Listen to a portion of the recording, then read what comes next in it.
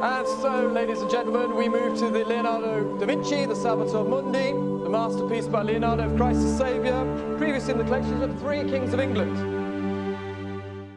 I had a relationship with the Salvator Mundi, and he had one with me. This was an incredibly powerful image, and it was like nothing that I've ever worked on, and I believe like nothing that's ever been painted. I've known Robert Simon for a very long time, and Robert had purchased the painting sometime, I think it was in April of 2005. He called and asked if he could bring a picture over that he had just purchased.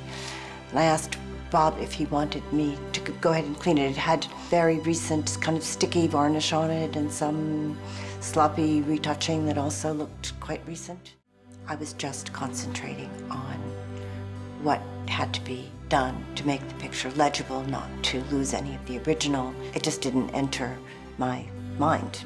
It probably would have interfered with my ability and my freedom to work on it and to, develop kind of a working relationship with it. We noticed that the panel itself had a very large crack that ran the whole length of the panel from top to bottom. It was a curve that went right around the side of the Salvator Mundi's head. And that was, kind of a horrifying thing to discover. The other parts of the painting were preserved perfectly. It wasn't until I was at very, very end of the restoration, and there was one retouch around the mouth, which was extremely difficult. I had a book about technical investigations of the Mona Lisa, detailed reproductions, and one was just of the Mona Lisa's mouth. So I actually cut the page out of the book and tacked it to my easel. That was the moment when I had to say to myself, of course it's by Leonardo.